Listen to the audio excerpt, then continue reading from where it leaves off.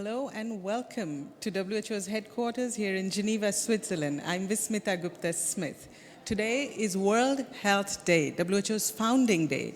Every year on this day, WHO focuses global attention on a public health issue. And this year, we are focusing on an illness that affects more than 300 million people and is the leading cause of disability around the world. Depression affects people of all walks of life, people like you and me, people that we know, our loved ones, family members, colleagues. It affects our ability to have impactful, meaningful relationships. It affects our ability to earn our livelihood. At its worst, depression can cause suicide. Depression is very common, but the good news is that it is preventable and it is treatable. The key is to talk about it. Depression is the largest cause of disability worldwide. At worst, depression can lead to suicide. In humanitarian emergencies, 1 in 5 people are affected by depression and anxiety. Depression and anxiety lead to a global economic loss of $1 trillion per year. On average, just 3% of government health budgets is invested in mental health. Depression can be prevented and treated at relatively low cost. Treatment usually involves talking therapy or antidepressant medication, or both. If you think you have depression, talk to someone you trust. Seek professional help. Depression. Let's talk. That was one of our campaign videos from our 1-year-long campaign called Depression, Let's Talk. The goal of this campaign is to help people seek support for depression, to seek and get support. And the first step, of course, is to talk about it. And here to talk about it is our panel of guests. Let me introduce my guests first. Dr. Shekhar Saxena, Director of Department of Mental Health and Substance Abuse. Dr. Saxena, welcome. Hello. And we have Joe Irwin with us. Welcome, Joe. Hiya. We also are going to take your questions today, so don't forget to send your questions. And taking your questions will be Alison Brunier. Welcome, Alison. Let me start with you, Joe. You have personally experienced depression. What were the symptoms that you experienced, and at what point did you feel that you now needed help? I had a variety of physical symptoms prior to me getting a diagnosis. I just slept all of the time. I spent my whole time sleeping. My body physically ached. Anxiety attacks, chest pains, cold sweats for no apparent reason, nightmares. And then the overarching thing that made me go and seek help was a real overwhelming feeling of wanting to run away. And I just got myself into a really bad place. So that was the time that I knew that things had got really bad. But there was a lot of physical symptoms that had led up to that. And when you felt like that, what was the first steps that you took? I spoke to my parents. That was the first thing that I did. It wasn't an easy thing to do, but I knew that something wasn't right. And just as I would have done with something physically that was wrong with me, I just went to them for some advice, really. Because it wasn't an easy conversation, but it was one that was needed. And from then on, sought some professional help. Now, even though the theme of our campaign is Depression, Let's Talk, we know it's not easy to talk about depression, No. Even to our people who are close to us. When you actually started talking about it with your parents, what was their reaction? They were really supportive, but I know that not everybody's in that position where they would get that support. It's quite a common thing for people to think that you can run your depression off, or you can exercise your anxiety away, or a really simple cause, like we heard earlier, singing, dancing. It does help some people, but some people need more than that. And I was just worried that they would think that going for a nice long walk would solve my problems, when actually it was more than that was needed. I was very lucky that they were so supportive, but I know that's not always the case. And what was some of the advice that your parents gave you? To treat my mental health as I would do my physical health. My mum's words were, if you had a broken leg, you would go to the doctors. You wouldn't walk around with it for years on end. So why is anything that's happening in your head any different? And I think that is some advice that I would always give people. You wouldn't ignore being diabetic. You wouldn't ignore a persistent headache. You wouldn't ignore a cough that went on for weeks. So why would you ignore feeling like that? It's something that you just need to seek help with. That's really amazing. You have kudos to your parents. That's quite amazing advice, isn't it, Dr. Shekhar? Because a lot of us go through symptoms where we may feel like today I don't feel like going to work. I'm feeling a little sad. At what point should one then know that this is now beyond not feeling well and I should seek help? Yes, that's right. We all feel sad from time to time, we feel down, and next day we are okay. Depression, however, is a disorder. It's a disorder which has persistent sadness and lack of interest in almost all activities for at least 2 weeks' time. And as much as it interferes with your daily activities, you could be studying, you could be working, it interferes with all of that. Often it is accompanied by depressive thoughts, for example, thoughts of hopelessness, self-worth is down, and sometimes there are thoughts of death and also of suicide. And those are the most dangerous things. And often depression is associated with disturbances in appetite as well as in sleep. So when all of these are there, that's where we start calling it a disorder, which certainly requires help. I want to talk about what your mother said, that if you had broken a leg, you would seek help. And yet there is this resistance to seeking help for mental health issues, and especially depression. Tell us a little bit about why it's so difficult to talk about it. The stigma against mental disorders is all pervading. We all have it. It's there in all societies. It's not only in low and middle income countries.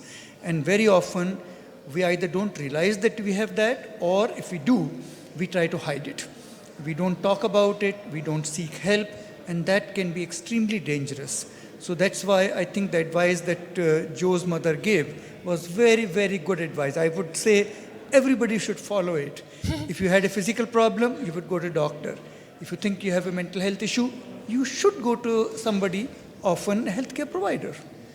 Joe, when you did start talking to people, what were some of the challenges? What were some of the issues you faced? I mean, I've spoken about it quite publicly now, obviously with my involvement with Heads Together, which is a UK organisation that's trying to tackle the stigma around mental health.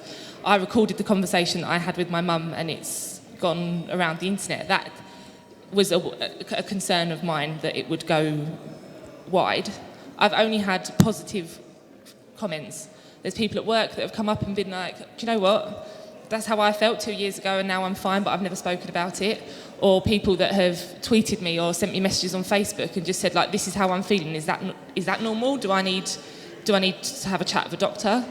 And the more that everyone's having them conversations and people are putting them out there and people know that it's fine to talk, the more people will realise that it isn't something to be sniffed at. It isn't a weird thing to have. Everyone has mental health. Sometimes you have problems with it, just as you would your physical. So you just need to have a chat. Indeed. And yet it is so difficult to talk about it. I recall one of my friends, when she was diagnosed with depression, had a really hard time explaining this to her family members who did not see this because it's not physically, it wasn't physically, evident to them. Yeah. And we all have older family members who have been through, wars and much worse things. And sometimes the reaction is just cheer up and get on with it. Dust off and get to work, yeah. Right. It's a generation of people that fought wars. They don't understand. Why would you be sad? What have you got to be sad about? But It's more than sadness. It's an overarching feeling that isn't just upset. It takes over everything. It's more than just that. Right, and it's important to realize that it affects people of all walks of life. Oh, completely, yeah. Once it is diagnosed, Dr. Shekhar, what are the treatment options? Well, depression is very much a treatable mental disorder, and the treatment can be there with talking cures, we call them psychotherapy or psychological interventions, and as well as with medicines. And sometimes both are required. But we know very clearly that more than 2/3 of people with depression, within about 4 to 6 weeks of treatment of either kind, do feel very much better, and most of them recover. So the key message is depression is treatable, and the second message is depression can be treated by non-specialists. You don't necessarily require a psychiatrist or psychologist. Trained doctors, nurses, and even healthcare workers with proper supervision and support can treat depression in most cases. Now, are we more vulnerable or at risk of depression at certain stages in our life? Absolutely. As you said earlier, depression can be there at any age, but still, there are some phases of life where depression is more common. It's more common during adolescents and young adults. It's also more common amongst women who are either pregnant or have just given birth to a child, and also during middle and old ages. So these are three phases of life where it is more common. I want to take some questions from our audience now. Alison? Thank you very much, Vismita. There are a lot of questions coming in through our social media audience. One of the questions, a question for Dr. Saxena, was for somebody who wants to help somebody who's depressed, are there specific words and phrases that should be avoided? Well, Vismita talked about it earlier, just telling people to cheer up, to come out of it on their own, or to say that, look, actually there is nothing wrong, are the wrong things to do. You should be listening, you should be supportive, and you should be solving any issues that could arise, rather than just giving a very superficial, cheering messages. It could help when just one is feeling just sad. It doesn't help when one has the disorder of depression. Alison? And I have another question here, for Dr. Saxena again, from Leora. How long can someone be depressed for? Depression can last months and years. And without treatment, it of course lasts much more. So the minimum duration is 2 weeks when we start calling it a disorder, but there is no maximum duration. It can last for a long time. But also let me add, the disorder of depression can sometimes be self-limiting. People can come out of it, but of course much quicker if treatment is given. Alison, I know that you have been tracking World Health Day events around the world, and there's a lot of observances happening around the world, in the real world and the virtual world. So tell us something about what's going on. Yes, you're absolutely right, Vismita. And as you referred to earlier, in fact, we're on a one-year campaign that started on the 10th of October on World Mental Health Day last year. So there's been a lot of time for countries and partners and civil society organizations around the world to gear up and prepare activities for World Health Day, which is one of the highlights of this campaign. Just to give you a little bit of a snapshot. First of all, on our campaign online app, we had 185 activities registered from 57 countries, including India. In India, there were 57 activities registered, Brazil, UK, Ukraine, Germany. A couple of examples of specific activities. One in Turkey, in Gaziantep, a community event where Syrians can learn about resources for treating depression. We'll talk a little bit later about treating depression in humanitarian emergencies. Another, the South African Depression and Anxiety Group is doing an online Q&A. And thirdly, King's College London in the UK, Global Mental Health Seminar today. So lots of activities going on. And we will learn more about the activities as the day goes on. Let me welcome my next guest, Dr. Remy Barb. Dr. Remy Barb, you are the acting head of medicine at Malatavi, a center specializing in prevention of suicide among adolescents. This is located in Geneva. Welcome. Thank you. Welcome. Well, I want to talk about the pressures that our adolescents, our teenagers are facing nowadays. You see a lot of these teenagers who come into your center with mental health issues. Could you please describe what issues they're facing? Yeah, well, the problem with depression or suicidal ideation or suicidal behavior is not only related to pressure they have to struggle with adolescence already. It's a big issue with the change in their body, in their social network, the relation with their parents, and already that in itself is something, and that's one of the reasons sometimes we don't find a special event for the appearance of depression. But what often we found is a breakup in a relationship, either with parents or a loved one. That's mainly what we find when they come to us.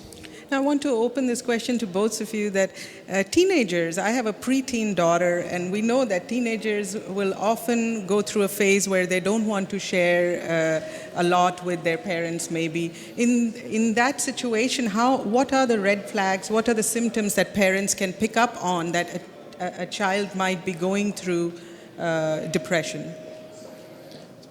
Probably you have to look out for change in behavior. And the change, and you have to be careful because with children, like in difference with adults, where the sadness is not always in front. It could be irritability, conduct disorder, opposition. Sometimes makes them they show more that than depression. So you have to look for change in the behavior. And moodiness, you can expect moodiness for a teenager, but it's more when it's stabilized. It doesn't change.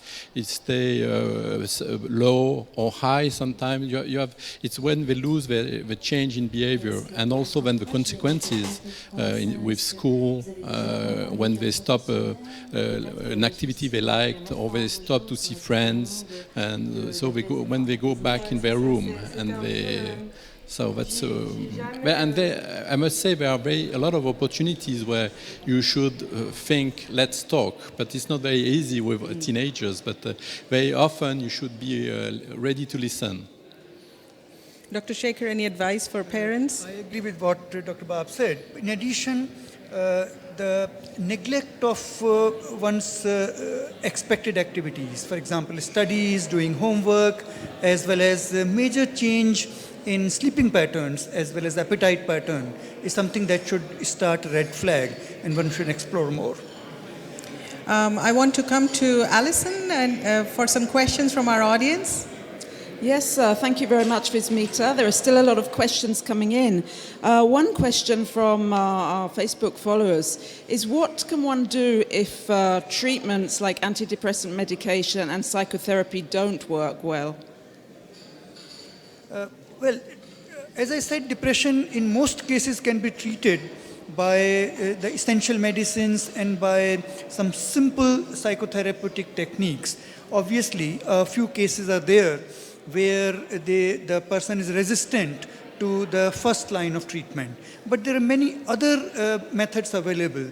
There are drugs which can be given if some other drugs are not acting.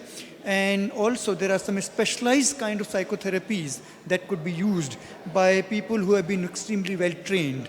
So when I said that depression can be treated by non-specialists, that's of course applicable for the majority of people. But we know that some people require much more specialized treatment, and those are available in facilities that have these kind of very trained personnel. Alison? Yes, thank you very much. Dr. Barber spoke earlier about adolescence. We have a question here from Myron Farhat. Can a child, like a 9-year-old, for example, develop depression? Yes. It has been not known for many years. For many years, people were thinking that there was no depression for kids. They couldn't be depressed. And now, since the 70s, we know that there have been studies, and we know that children can be depressed. And again, there is a difference we have to look into is that the presentation can be different. It's not always sadness which is at front. It could be, for teens, it's irritability, but for kids, we have to look at for pain, bellyache, persistent bellyache or headache, so all the somatic symptoms. So very often it's much more what is in front than the sadness. But yes, kids can be depressed. It's a smaller number than teenagers, but it's possible. Thank you. Again, this is a more general question, but very relevant to the discussion from Shahid Zaman. And how to cope with depression and anxiety related to the high pressure that is often in the workplace? Very interesting question. Many of us do face a lot of pressures in the workplace, but there are some very good guiding principles about preserving and promoting mental health in the workplace. And the responsibility is for the organization, for the managers, as well as for the employees. And there are some very good guidelines on there. Essentially, there are some key principles for keeping the workplace mentally healthy. So stress is to some extent desirable, but excessive stress does create a lot of problems. And if the three parties, the organization, big managers, the middle managers, and the employees sit together and work out a solution where the stress can be kept under some kind of limits, that will be the good thing to do. And of course, each individual can have one's own coping mechanisms to deal with the stress that could be there. So we have another question here, which is more about the World Health Organization's role in supporting countries. And this one is, what is the WHO doing to support greater access to mental health care in low-income countries? Very good question. Thank you. WHO is working with the ministries of health in each of the 194 member states, which is practically the whole world, to promote and strengthen services for mental disorders like depression. We have the Mental Health Action Plan approved by the Assembly in 2013, which has very clear guidelines on how these services could be improved.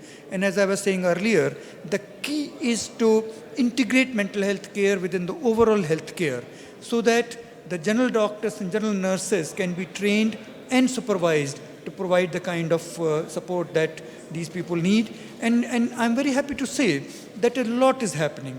A number of countries are improving their health services and integrating mental health in a good way. Of course, a lot more also needs to be done. We are very aware of that. Dr. Bab, you are heading a center which is very well equipped here in Switzerland, but what are your thoughts of providing these services in low-resource settings? What are the guiding principles? I think I will follow on what was saying Dr. Saxena. Even in Geneva, we have to work with a network of professionals for access to care. So we work with all the different professionals working around kids as a gatekeeper. I mean, people, we train them to be able to see the depression. So that's very important. We'll take one more question from our audience. Thank you. And this question is from Lian Long. Is there an increasing amount of mental illness now, or is it just that mental health is being talked about more? Again, a very good question. There is an actual increase in the number of people who have depression and anxiety and also other mental disorders. In fact, there has been an 18% increase over the last 10 years on these. The increase is partly because of increasing populations, but also increasing age of the population. And we do know that in middle and old age groups, these disorders are more common. So yes, there is certainly an increased demand on services, which is what WHO is working with for the governments. Well, Dr. Bab, I want to talk about this teenager that we met at your center, this 15-year-old Afghan boy who went through a grueling journey to come from Afghanistan, and in his journey to Switzerland. He started in Afghanistan where the family was split. The mother, the children went away. The father couldn't come with the family because he was financing their trip. The family reached Iran, where this teenager was then separated from his mother, brother, and sister. Now he is in Switzerland, adjusting to a very different environment, language barriers, and when he came to your center, he was diagnosed with depression. Let's take a look at his story. Comment ça s'est passé pour vous? I traveled with my family to Iran. After in Iran, I missed my family. Then I came alone in Switzerland. به جز اینکه فامیلتون شما دلتنگشون هستین، این سفرتون هم از ایران تا سوئیس باعث شد که به ناراحتی شما اضافه پیدا؟ بله، چون که وی چون تو میداد این رو کاملا مثلا فامیلی همراهت نباشه تو را تنها اینجوری بیایی بسیار برای مشکل. مرتفی به من مثلا خیلی کم نکرد، چون تو اینجا تو این شهر که زندگی میکردم کسی رو نمیشناختم، کسی نمیشناختم که باهاش بشینم حرف بزنم، مثلا حرفم با کسی گفتن نمیتونم. من اینجا میومدم همیشه حرف میزدم، حرف من گوش میکردم با حرف میزدم. پیغام این دارم که بهشون هیچ وقت ناامید نشن تا که میتونن مبارزه کنن زندگی، تا که همیشه باید با یکی صحبت بکنم، مثل که من مرتبی صحبت کنم. آینده رو چطور میبینی؟ آینده رو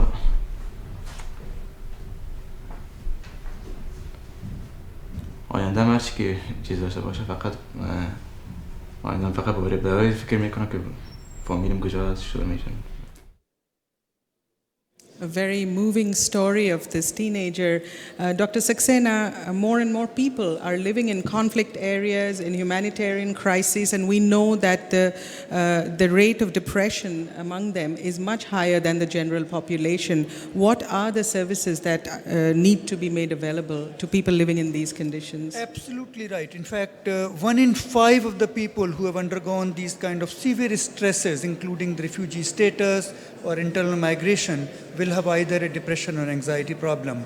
And humanitarian assistance need to very clearly integrate mental health and psychosocial support within all the effort, because these people need a lot of help, and that help needs to be provided right from the beginning and not later on.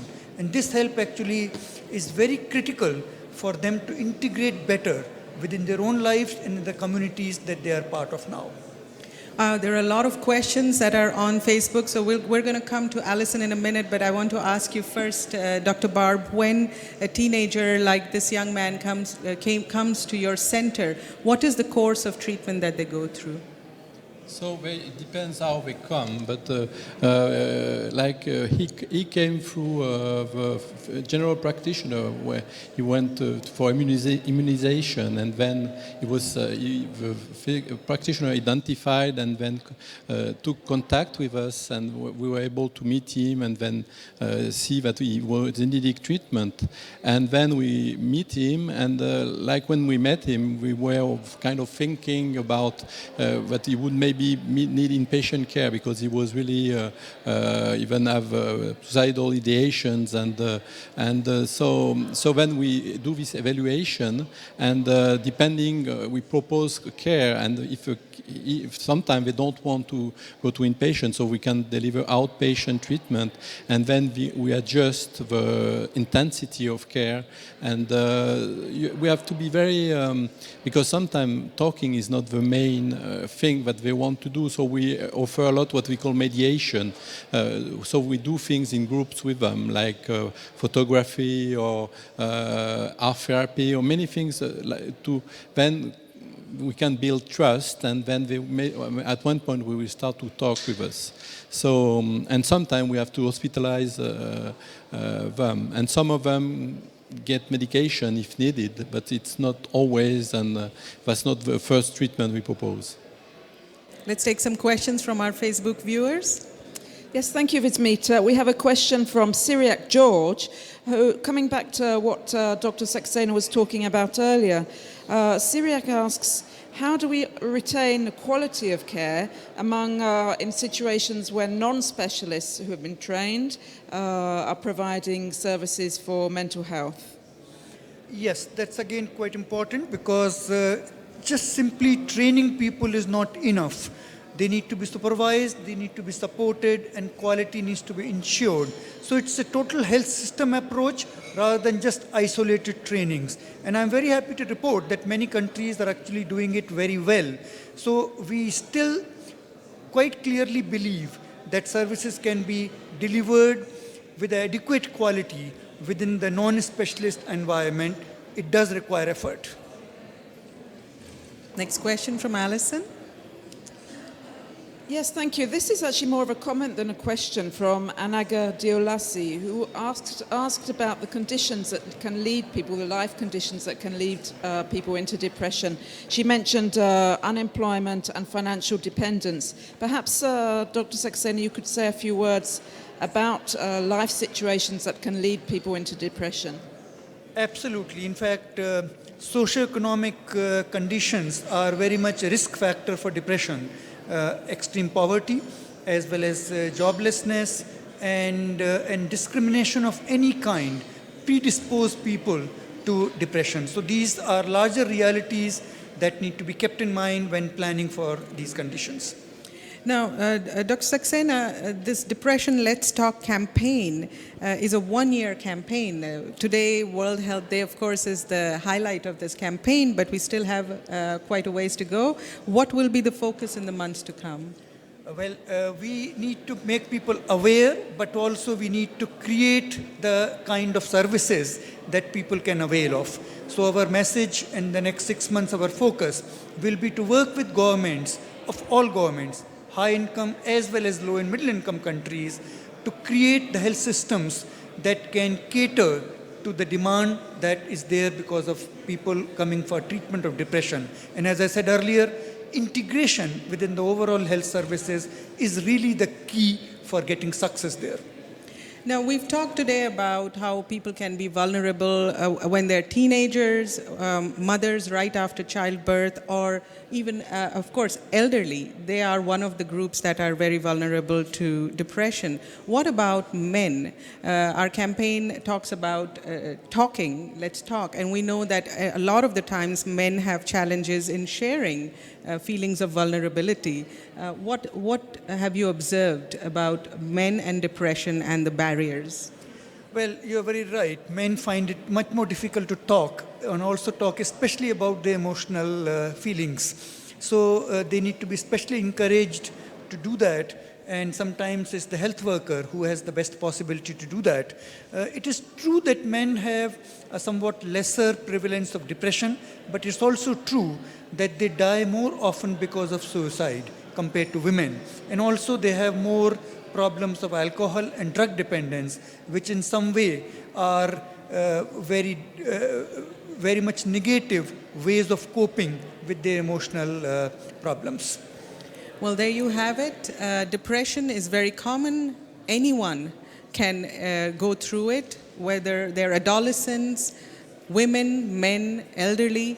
We need to be watchful about the symptoms, and we need to talk about it. So if you are someone who is experiencing these symptoms, please find someone you can trust and share your feelings with and seek support. And if you know someone who needs help, please provide support. Thank you very much. That's all the time we have today. Until next time then, bye-bye.